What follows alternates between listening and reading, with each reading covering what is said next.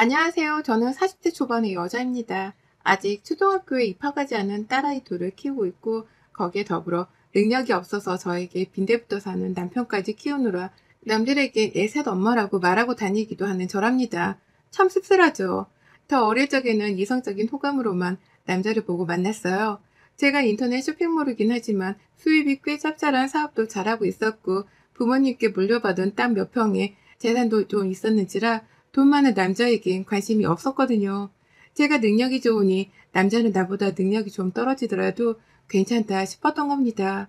그래서 다른 것도 아닌 결혼을 하려는 남자를 볼 때에도 남자의 성품이나 가치관 같은 걸 더 많이 따지고 들기도 전에 외모만 보고 결혼했어요. 제가 이성적으로 호감을 느끼는 타입의 남자였던 남편은 그런 제 기준에 딱 떨어지는 남자였고요. 그렇게 결혼을 해서 지금껏 딸 둘을 낳고 살고 있었답니다. 결혼해보신 분들은 다 아시겠지만 이게 참 만만한 게 절대 아니잖아요. 저는 특히나 힘들고 지쳐 죽겠는 생활을 반복해왔어요. 쇼핑몰 일이라는 게 낮밤이 따로 존재하는 것도 아니어서 대다수의 시간을 일에 할애하며 살았던 저였습니다. 다만 그렇게 살아도 괜찮다 생각을 했어요. 밖에서 돈을 잘 벌어오지 못하는 남편을 대신해서 제가 집안의 가장 역할을 해야 한다 여겼으니까요. 저희 남편은 소위 말하는 백수였습니다. 자기 말로는 프리랜서라고 하는데요. 사실상 1년 중에 일하는 날이 한 달도 채 되지를 않는 무직에 가까운 사람이었죠. 디자인 관련 일을 하고 있고 쇼핑몰 일을 하는 제가 봐도 능력이 있어 보이는 사람이었는데요. 이상하리만큼 결혼하고서 일을 하려 하지 않더라고요.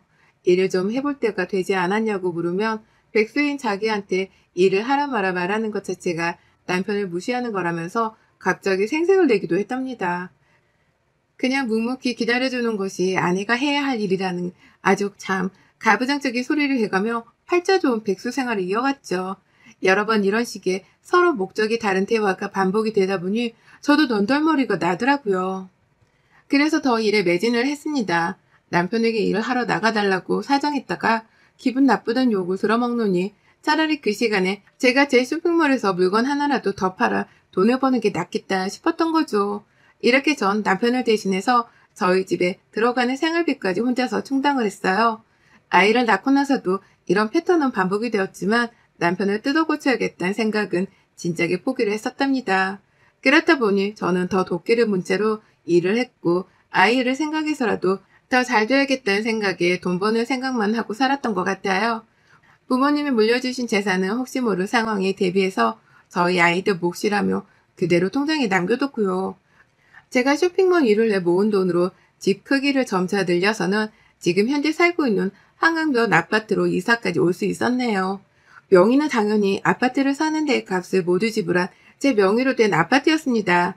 남편은 찍소리 안 하고 좋다며 따라 이사를 들어왔고 여전히 일을 포기하는 건지 디자인 쪽으로는 전혀 일자리를 알아보지도 않고 있어요. 그 바람에 제가 제 쇼핑몰에서 포장 알바라도 시키기 시작한 지가 몇 년쯤 되었고요. 이렇게 사는 게 참 자존심도 많이 상했고 나이 들면 들수록 후회가 막심했습니다. 왜 이런 놈을 만나서 생고생을 하나 싶은 생각을 지울 수가 없었죠. 하지만 그 누구도 탓을 할 수가 없었어요. 결혼할 적에 다시 한번 생각해보고 하라던 부모님의 반대도 제 고집으로 꺾었었고 주변 사람들이 잘 안 어울린다고 할 적에도 제가 그냥 나 좋아서 하는 결혼이니 감나라 배나라 하지 말라고 으름장을 놓았었거든요. 주변 사람 말 따위는 듣지도 않고 결혼을 감행한 제 탓도 분명 크다 싶었습니다. 그러니 누구 탓을 하겠어요? 그냥 내 실수니까 내가 해결을 하며 살아야겠다는 생각을 할 수밖에요. 그래서 남들에겐 가장 가까이에 있는 저희 가족들에게조차 저는 남편이 백수로 산 지가 오래되었단 말을 한마디도 못하고 살았어요. 그저 부부가 같이 으쌰으쌰해서 잘 살고 있다는 모습만 보이겠다며 연기를 하며 살았었는데요. 도대체가 연기도 한계가 있어서 더는 못하겠더라고요. 특히나 시어머니의 입에서 나오는 말들을 들을 때면 말이죠. 저희 어머님 며느리 하나를 잘 봤다고 여기저기 자랑이랑 자랑은 그렇게 늘어놓고 다니시는 분이셨습니다. 그럴 법도 했죠. 능력이 없어서 용돈 한번 턱하니 주지 못하는 아들이 걱정스러웠는데 돈 많은 며느리가 생겨서 용돈도 대신 주니까 말입니다. 백수나 다름없는 아들을 먹여 살려주는 걸로도 모자라 한강이 보이는 아파트까지 턱하니 사서는 이사를 들어갔으니 시어머니 입장에서는 아들이 결혼을 하며 횡재를 했다 싶으셨겠죠.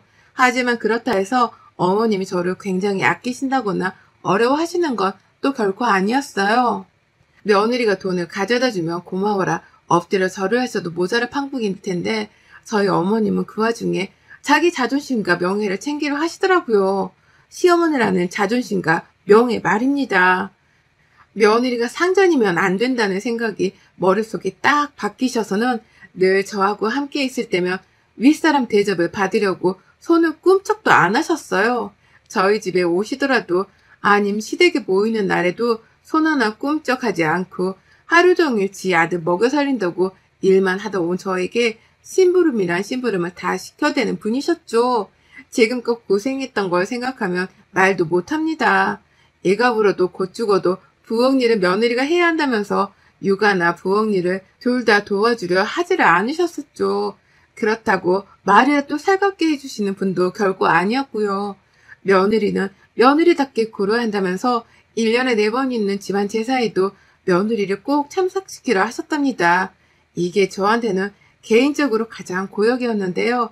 백수 아들을 대신해서 일하느라 똥줄 타는 며느리를 배려해 주시기는커녕 늘 제사 때만 되면 저를 어떻게든 부려먹지 못해 안달이셨죠. 제사 음식도 당연히 돈 많은 제가 다 사놔야 하는 것이었고 급기야 제사 때 모이게 되는 친척 아이들에게 줘야 할 용돈까지도 제 지갑에서 빠져나가곤 했답니다. 저를 아주 집안 굴러가는 데에 써야 하는 돈줄로만 취급을 하신다는 것이었죠.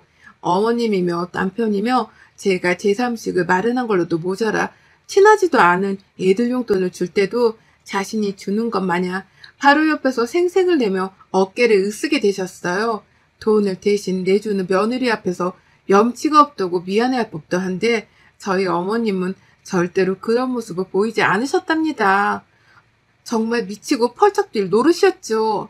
평상시 저를 부를 때에도 어머님은 야 거리면서 짜증이 난다는 듯 불러대는 게 일수였고 시아버지가 돌아가신 후로는 부쩍 외롭단 말을 자주 하시면서 학가 얘기도 서슴찮게 하셨네요. 이런 저하고 급기야 같이 살겠다고까지 하는 시어머니의 심보에 저는 펄쩍 뛰었고요. 이젠 제가 하다 백수 남편으로도 모자라 그 남편의 애미까지 한 집에서 보살피며 키워야 하는 건가 싶어서 입에 거품을 물고서 거절을 했었답니다. 합가만큼은 내 인생에 절대로 일어나지 않을 일이라고 하면서 남편에게 경고까지 날리며 못을 박아두기도 했었죠. 하지만 자꾸 한강을 보고 살고 싶다고 말을 하며 합가를 하고 싶다 하는 시어머니 때문에 제가 한 번은 시어머니께 쌍심지를 켜고 막말을 날리기도 했었어요. 그렇게 외로우면 재혼해서 사세요. 라고 말이죠. 그날 후로 어머님도 자존심이 상하신 건지 학가 얘기를 따로 안 하셨고 그래서 이 일은 이딸락이 되었다고 생각했는데요.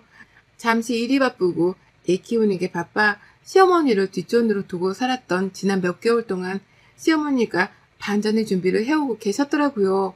며느리인 저하고 한 집에서 살며 아들도 보고 돈도 받고 님도 보고 뽕도 딸 그런 준비를 말입니다. 지난 4월에 갑자기 날라온 전화 한 통을 무의식 중에 받았는데요. 부동산이라는 거예요. 집을 내놓은 것도 없고 집을 살 것도 아닌데 부동산에서 왜 전화가 왔나 싶어서 황당해 했는데 이내 알아차렸죠. 설마 시어머니가 뭔 수를 쓰신 건가 하고 말이죠. 그리고 아니나 다를까 부동산 사장님이 시어머니 동네 이름을 언급하면서 여기 집 내놓으신 거 살 사람 있는데요. 라고 하시는 겁니다. 그 순간 온몸에 소름이 쫙 돋았네요. 시어머니가 사시는 현지 집을 파시려고 한 걸로도 모자라 저한테 이걸 알리겠다고 부동산에다가 제 전화번호까지 공유를 했다는 사실에 기똥이 찼죠. 그래서 전 바로 일을 하다 말고 뛰쳐나가서는 집 내놓은 걸 내려달라 했습니다. 그리고 시댁을 찾았죠. 어머님은 처음에 당황을 하시다가 나중엔 네가 뭔데 집을 내놓지 말라 난리야. 내가 내 아들 보러 들어가 살겠다는데 라고 하며 우겨대셨어요. 4명의 내 집인데도 불구하고 당신 아들 집이라고 생각을 하시는지 아주 당당하게 할 말을 뱉어내셨죠. 그 바람에 예상치도 못하고 시댁에 갔다가 시어머니로부터 공격을 당한 전 차오르는 분노에 말도 제대로 하지 못한 채 절대로 합가는 없어요. 라는 말만 반복하다가 답답하기실이 집으로 돌아왔답니다. 그날 저는 밤새도록 시어머니께 당했다는 생각에 화가 차올라 잠도 못 잤고요. 옆에 있던 남편이랑도 주먹만 안 날렸을 뿐 피 터지게 말싸움을 해가면서 시어머니 좀 단속하라는 말로 밤을 샜어요. 어떻게 돈 한 푼 보태지도 않는 며느리 집에 허락도 안 받고 들어오려고 생각을 할 수 있냐며 머리를 절레거렸고, 합가를 하게 되면 너랑 나랑 이혼이라면서 남편에게는 이혼까지 하겠다는 말까지 불사지르며 경고를 제대로 했습니다. 그제서야 남편도 마음대로 하라는 식으로 대답을 하고서는 더는 합가 이야기를 꺼내지 않더라고요. 그래서 전 이렇게 찜찜하지만 합가 문제가 어떻게든 해결이 된 줄 알았어요. 그런데 6월이 되었어야 이 문제는 다시금 수면 위로 차올랐답니다. 분명히 이혼도 하겠다는 경고를 날렸는데 남편이나 시어머니는 그게 그렇게 심각하게 들리지를 않았던 모양이더라고요. 또다시 부동산에서 연락이 오고야 말았어요. 남편 핸드폰으로 집을 사겠다는 연락 말입니다. 남편이 잠깐 음식물 쓰레기를 버리러 간 사이 핸드폰으로 자꾸만 전화가 걸려오길래 누구 전화인가 싶었어요. 저장도 되어 있지를 않은 게 찜찜하기도 해서 제가 무턱대고 한 통을 받았는데요. 집을 사겠다는 사람이 있단 부동산 사장님의 연락이었죠. 어느 집이냐 물으니 글쎄 또 시어머니 집인 거예요. 어머님이 여태 가만히 계시기는커녕 오히려 여기저기 더 많은 부동산에다가 전화를 해가면서 집을 팔고 계셨던 겁니다. 그것도 이번엔 제 전화번호가 아니라 남편의 전화번호를 남기셔서는 저만 쏙 빼놓고 이 일을 도모한 거예요. 하지만 그게 끝이 아니었습니다. 기분이 너무 나빠서 핸드폰을 껐다가 혹여나 이 자식이 시어머니랑 대화라도 나눴을까 싶은 마음에 카톡이 들어가 봤어요. 그랬더니만 찾을 노력을 하지 않아도 상단에 시어머니 카톡이 떠 있더라고요. 그리고 그 두 사람이 나눈 대화를 읽는데와 정말 온몸이 끓어가는 걸 느꼈답니다. 너무 화가 나서 감정이 주체가 되질 않더라고요. 글쎄 두 사람이서 서로 집만 팔면 너네 집으로 들어간다. 들어와. 여기 어차피 내 집이야. 라는 말 같지 않은 대화를 나눴더라고요. 이 집 명의는 분명히 내 집인데 남편은 지 집이나 다름이 없다면서 주제넘게 시어머니를 모셔올 생각을 하고 있었고, 시어머니는 그런 아들을 믿고 자신의 깡을 믿으며 집부터 팔아버리고는 제 집으로 들어올 생각부터 하셨던 겁니다. 두 사람 다 저의 의견 따위는 아주 개박살이 시켜놓고서 지들끼리 계획을 짜고는 이사 준비를 해왔던 거예요. 부동산에 집을 파는 것에 남편도 주기적으로 물어보며 관리를 하고 있었고, 제 예상보다 더 치밀하게 두 사람은 저희 아파트에 들어와 함께 살 계획을 도모했습니다. 더 읽을 수도 없을 만큼 혈압이 올랐네요. 순간 캡처를 해야겠다 싶어서 그 모든 카톡을 제 핸드폰으로 사진을 하나하나 찍었어요. 혈압이 올라 뒷목을 곧 잡겠구나 싶은 타이밍에 남편이 집 안으로 들어오더라고요. 그리고는 제 손에 여전히 들려있던 자신의 핸드폰을 보고서는 왜 남의 핸드폰을 두고 있어? 내 거 몰래 봤어?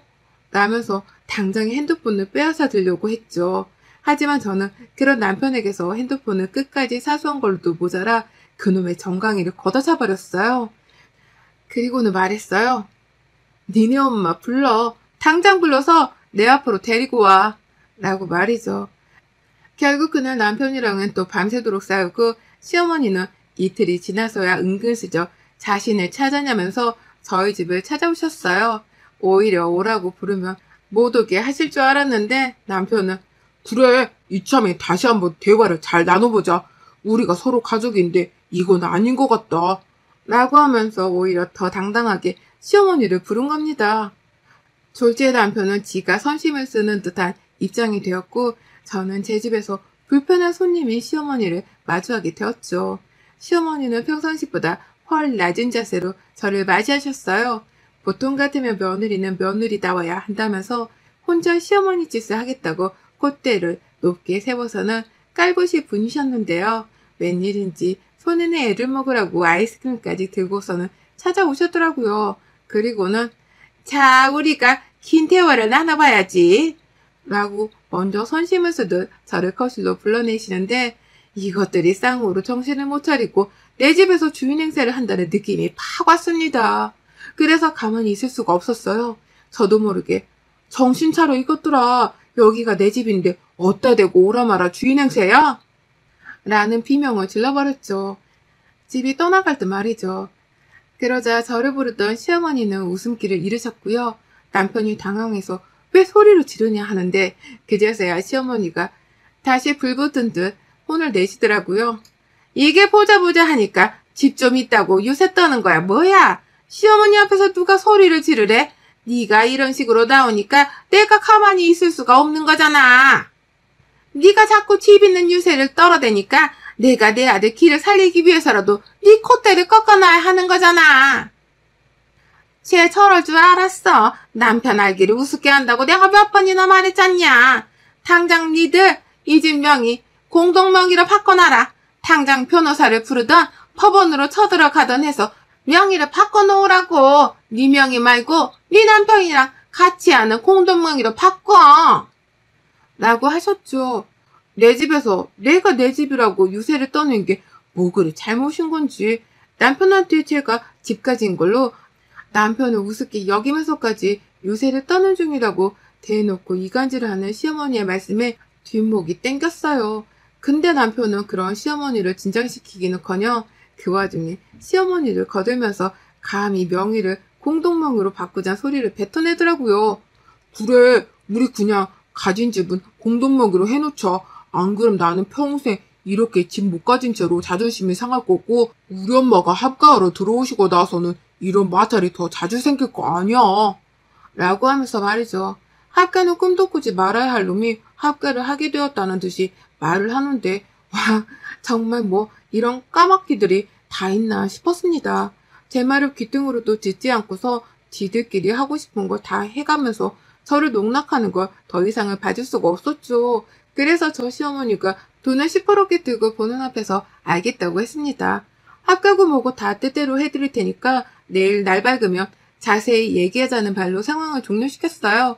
예상치도 못한 저의 대답에 당황한 남편과 시어머니는 잠시 혼란스러워하셨으나 제가 언제 또 말을 바꿀지 모른다 싶었는지 그래 그럼 내일 다시 이 문제에 대해서는 얘기를 나누자 라고 하면서 즐거워라 마무리를 지으시더라고요.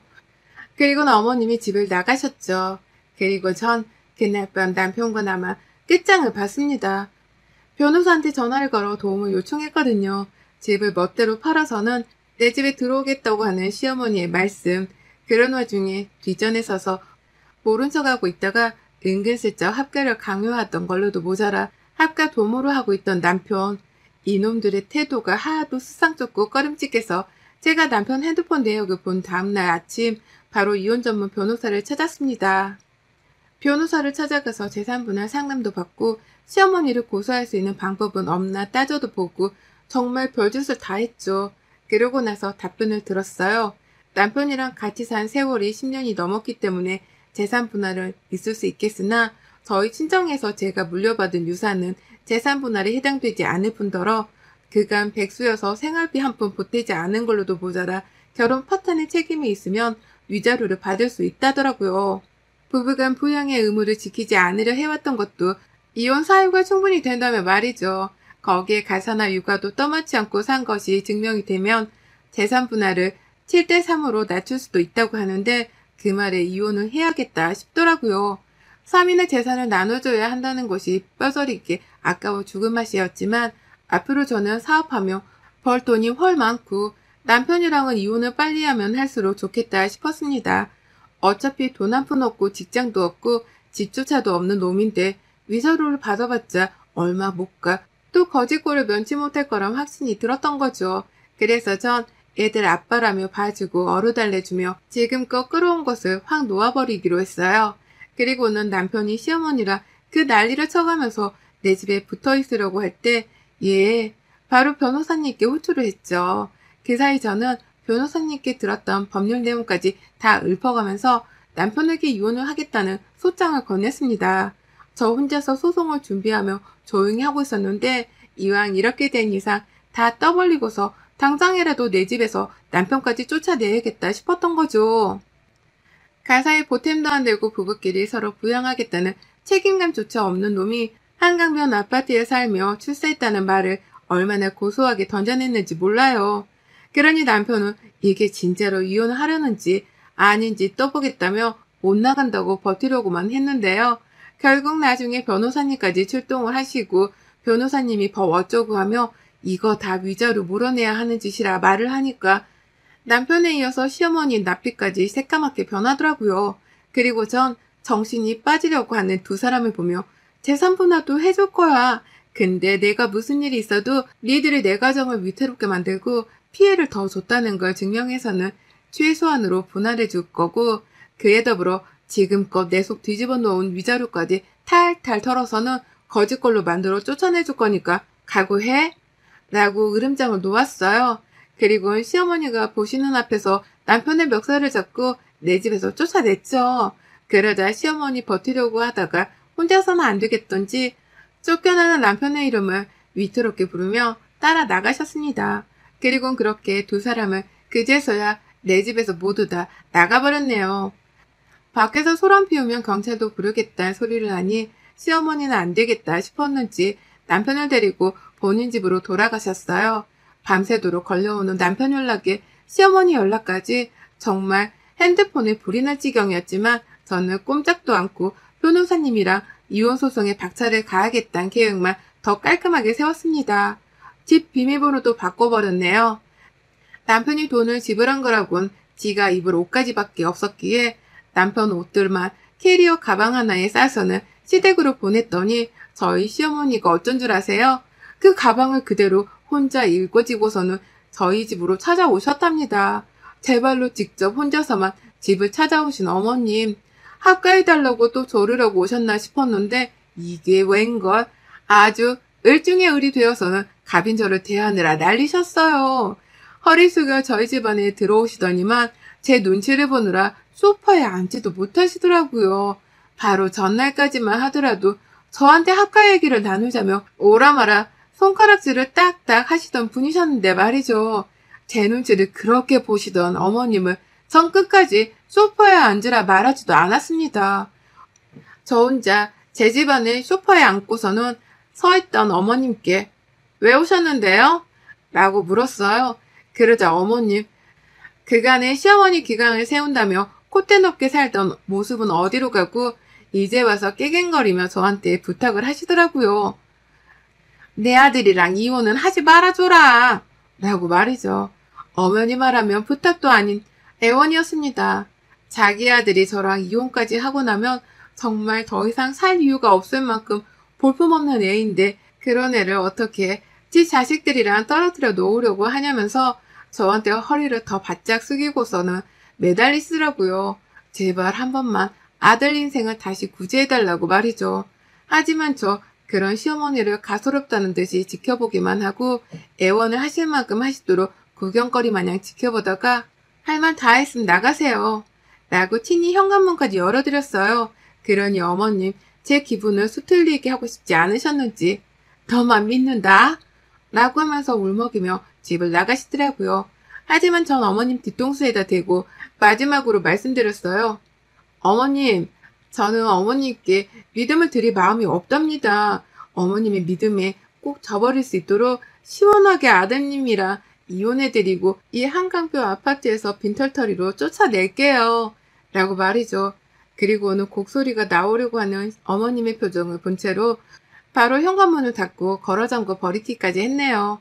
이혼을 하기까지의 결심을 하는 게 결코 쉽지 않았는데 하기로 마음먹고 나서 보니 왜 진작 하려고 하질 않았는지 후회 막심입니다.